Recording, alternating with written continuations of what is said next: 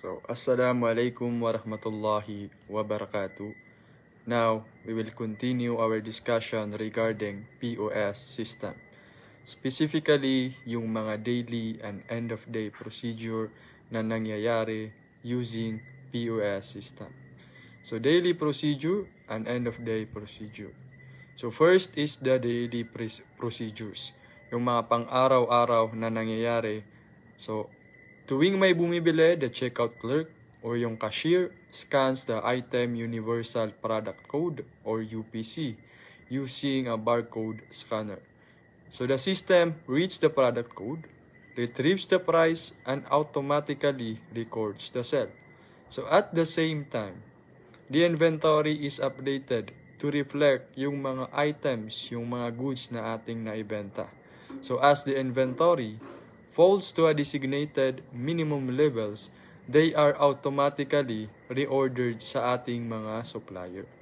So when the UPC are scanned, the system automatically calculates yung mga taxes, yung mga discounts, and yung total na babayaran.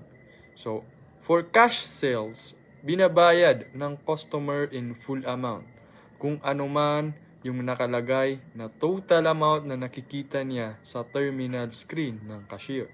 And yung pera is nilalagay naman ng cashier sa cash drawer. Okay, so for credit card sales naman is kailangan muna i-obtain ni clerk yung approval ng nag-issue ng credit card ni customers. So normally yung mga banks via an online connection.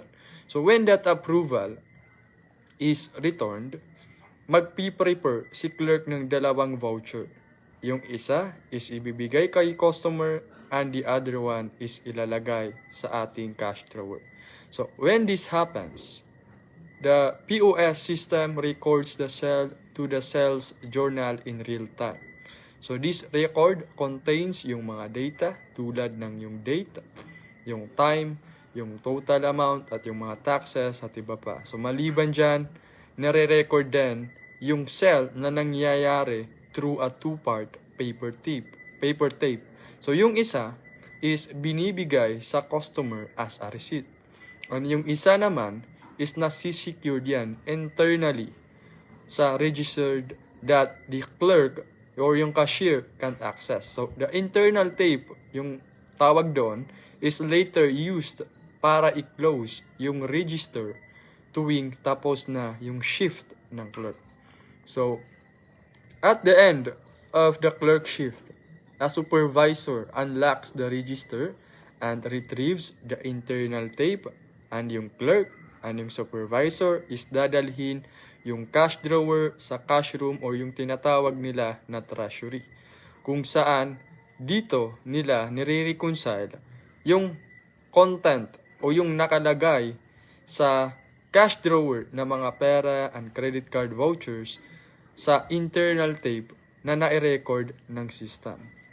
So, minsan may discrepancy or pagkakaiba between the content, yung laman ng cash drawer and yung internal tape.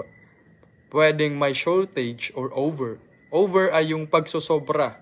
So, different company have different policy patungkol dito. Some company recover the shortage sa payroll ng clerk, while other companies set a threshold of shortage kung saan if that shortage reach the designated threshold is pwede silang ipa-review for possible disciplinary action. So, pagkatapos i-reconcile ang dalawa, yung cash receipt clerk ay magpi-prepare ng cash reconciliation na binibigay sa sales clerk, and magre-record din siya ng mga cash na na-received at cash short or over in the cash receipt journal. So, ilalagay nila yung pera and yung mga credit card voucher sa safe para ipadala sa bangko at the end of the day. So before that, kailangan muna mag-prepare ni cash receipt clerk ng 3-part deposit slip. Yung isa is ating ifa-file, while yung dalawa is sinasama sa safe patungo sa bangko. So, lastly, a badge program summarizes yung mga sales, yung mga cash receipt, and prepare a journal voucher and ipopost ito sa general ledger tulad nito. So next is, so let's move on to computer-based system. Electronic data interchange. So many organizations re-engineer their sales order process through electronic data interchange. So first, ano ba ang electronic data interchange?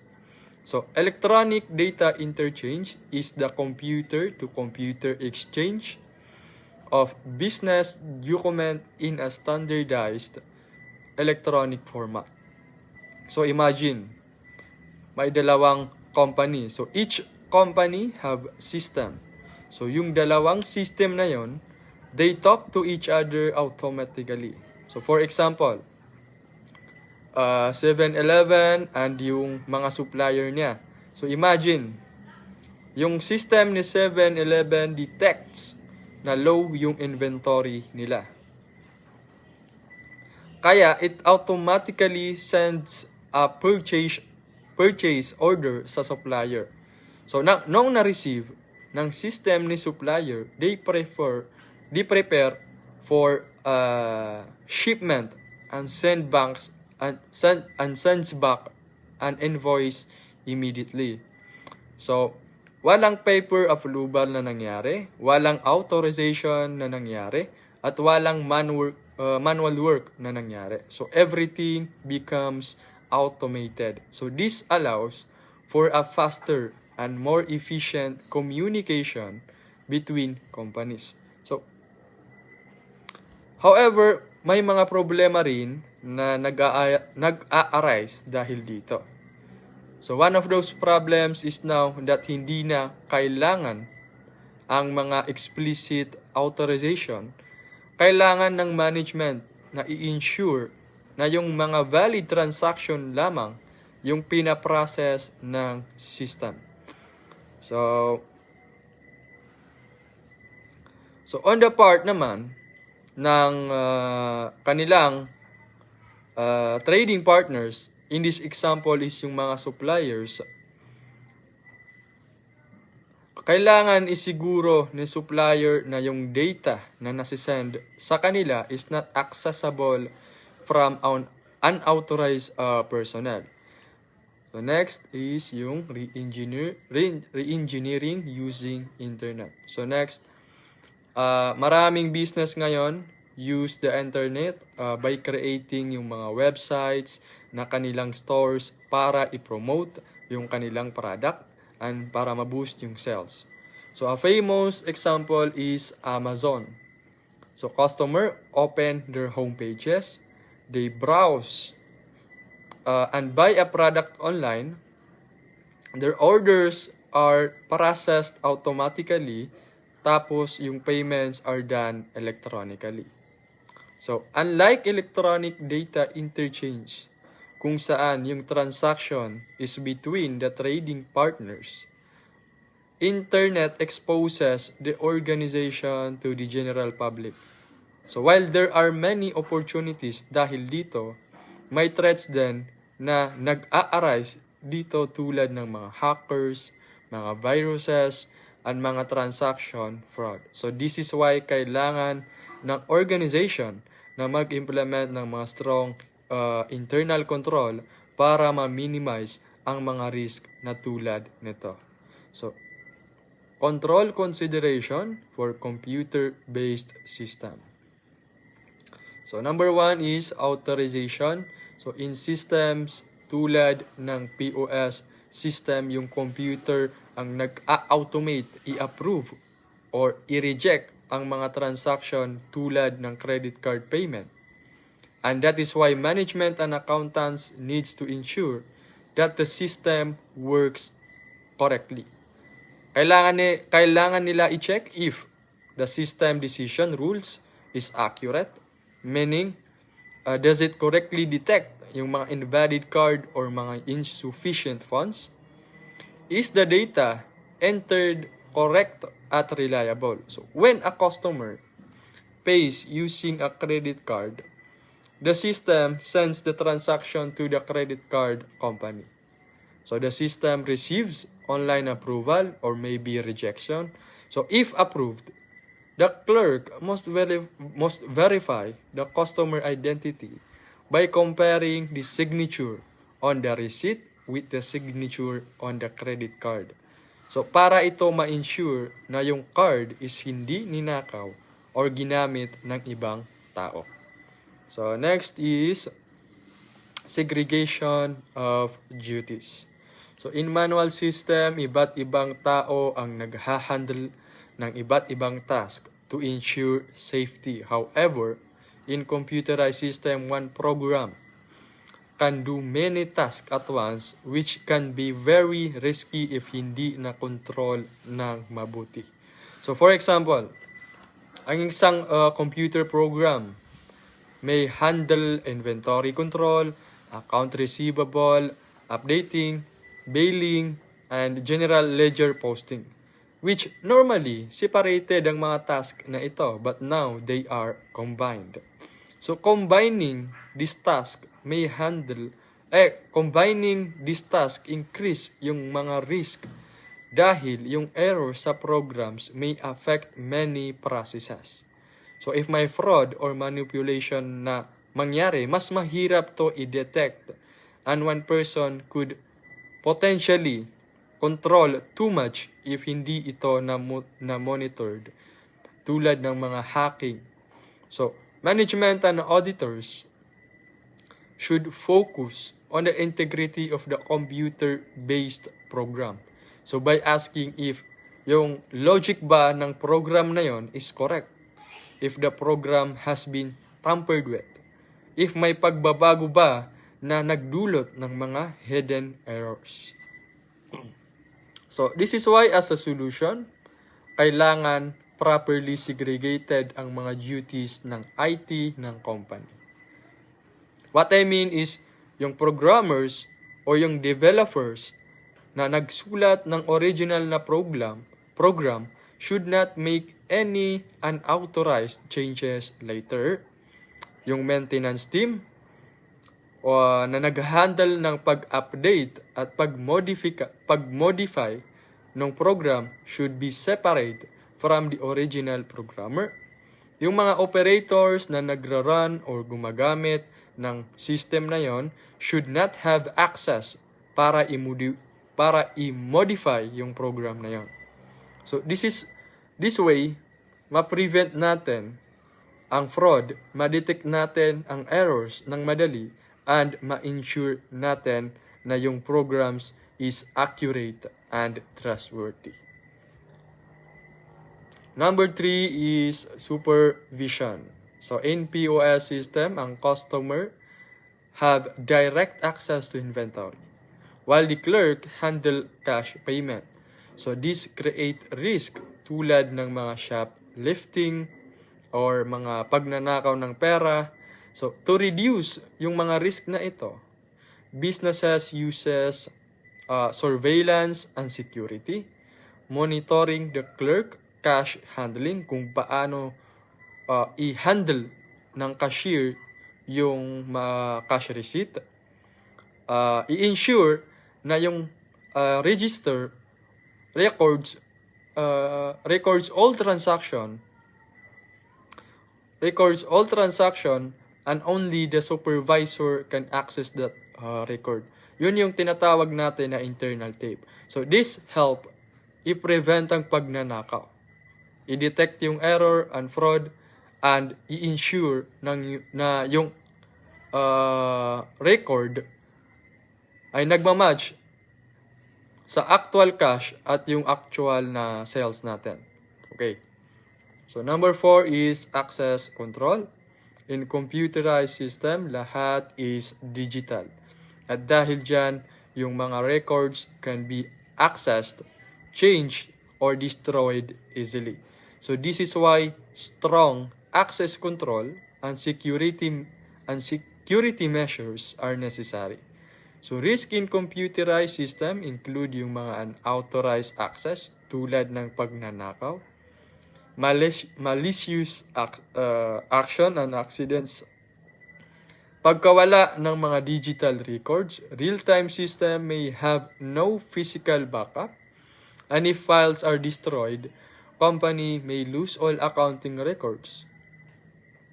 Program manipulation, if programs tulad ng kanyang decision, kanyang mga records and access to asset are tampered with, it can lead to serious fraud or errors.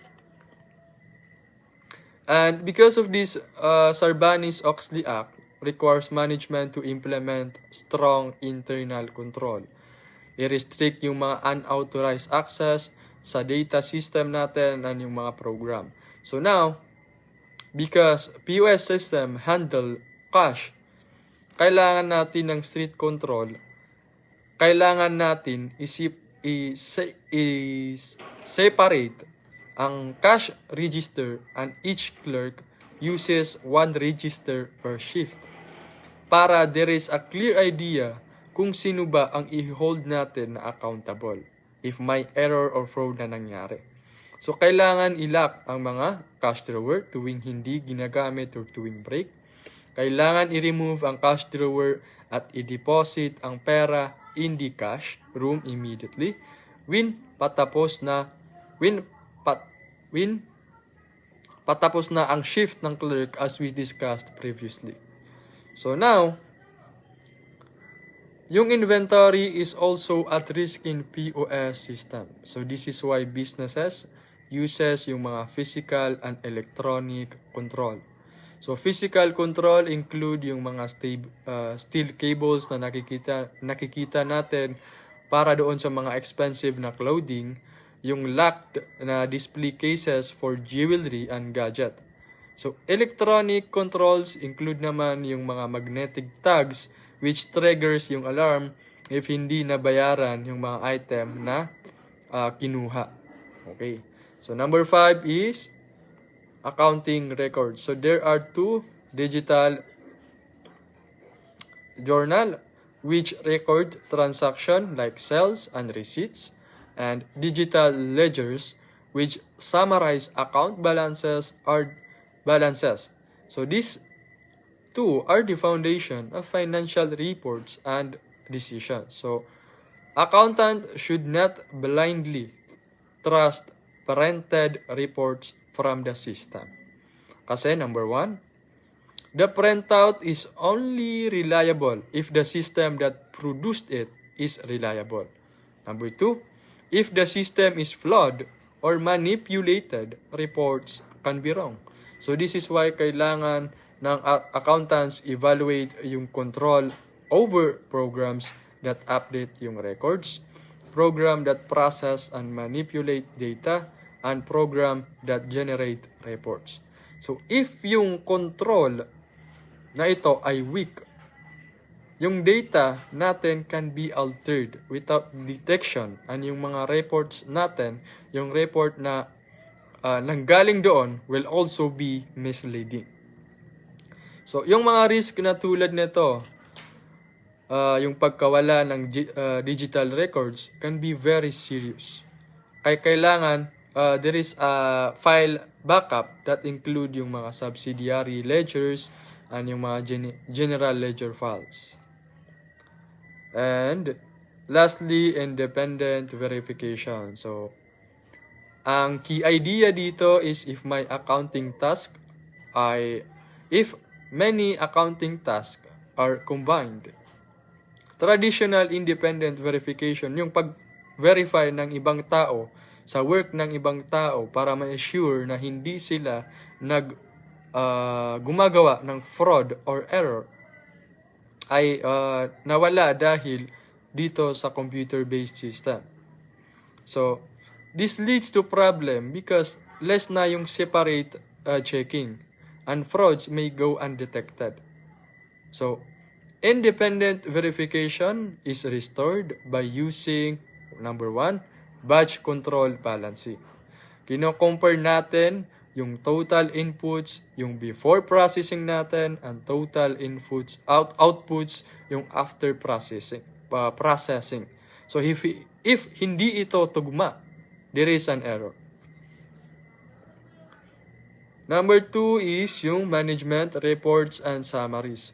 So systems generate reports for manager or users, and they review the transaction, yung total, and if there is an unusual or yung mga incorrect data, this act as a manual check on the system output.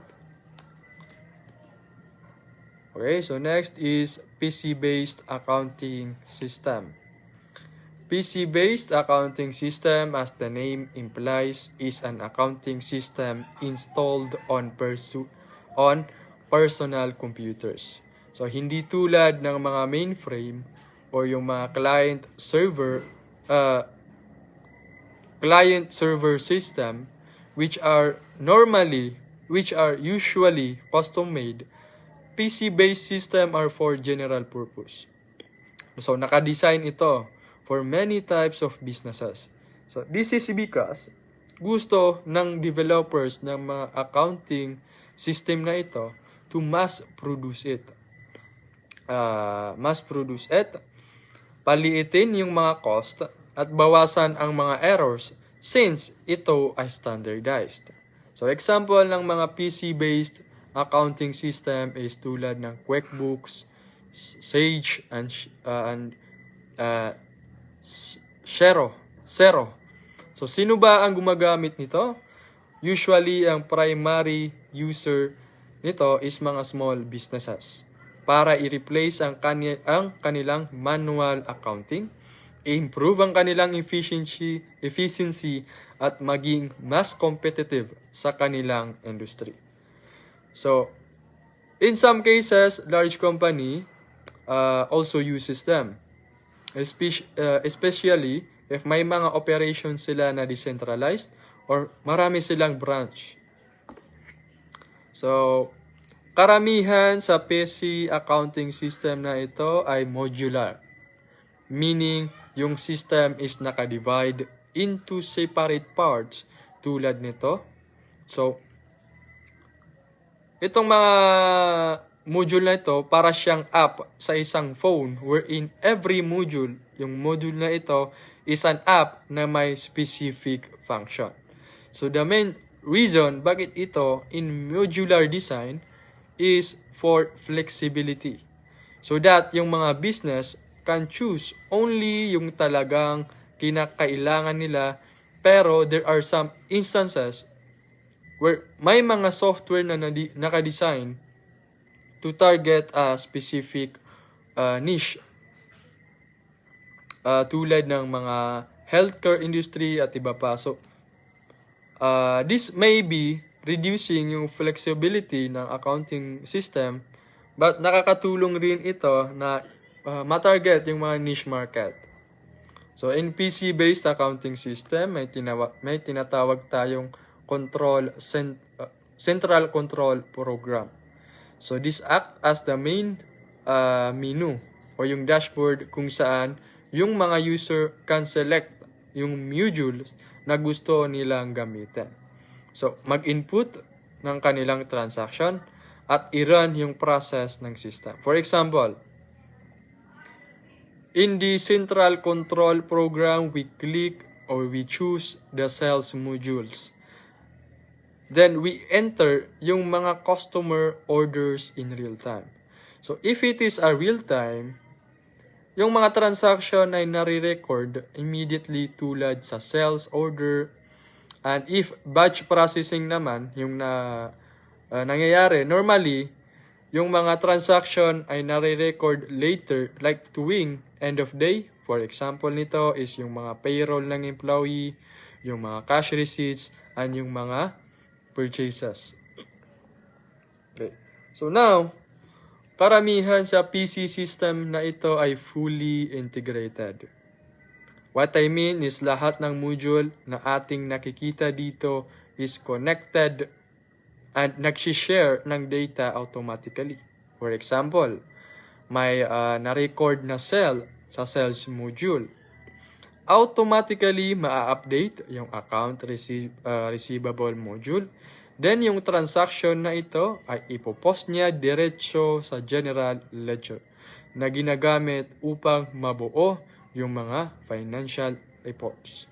So this system ensure na lahat ng transaction is nakabalance, na naka-properly posted sa subsidiary ledger at general ledger. Okay, so next is yung mga problema na na-encounter natin sa PC-based accounting system. Yung mga risk na ito is mga inherent weakness in the PC environment. Okay, so number 1 is in term of segregation of duties.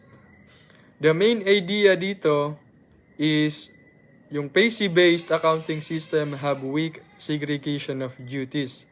Kasi yung iisang tao minsan ang gumagawa sa maraming task. For example, isang employee lang yung nag-handle ng sales order, yung cash receipts, yung pag-invoice, at yung mga cash disbursement. So, it is repeatedly discussed na this is dangerous because mai-expose yung business natin to fraud and errors. So, this is especially true to small businesses kung saan minsan iisa lang yung nagwo-work sa maraming task na ito. Yung isang employee na ito can receive cash pero i-record yung sale at a lower amount. And because of that, they will keep the difference. So, yung mga risk na ito is much worse if yung same person na gumagamit ng system ay siya rin yung nagmo-modify nito. So, this way, pwede nila itago yung mga fraud na ginagawa nila.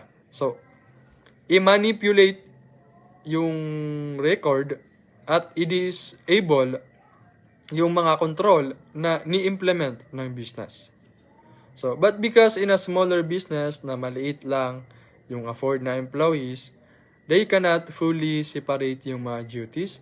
However, they can still implement solution like strong supervision, pag-monitor ng mga managers sa kanilang employee, management reports, pagdetekta natin ng mga unusual na activity sa pamamagitan ng daily sales report at cash receipt summaries, and pag-independent verification, pag-check ng supervisor ng pagkabalanse ng daily transaction sa subsidiary ledger at records.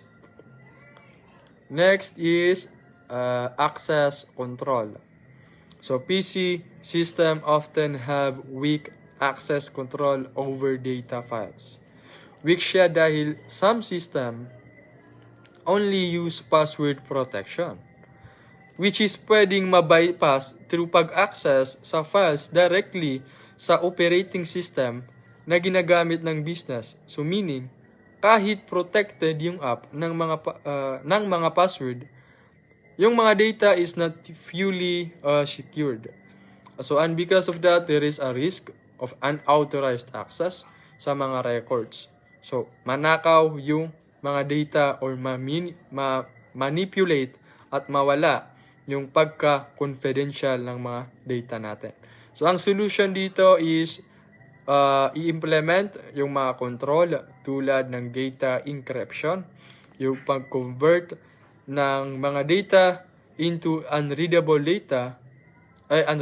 format, which yung mga authorized personnel lang yung alam i-decode.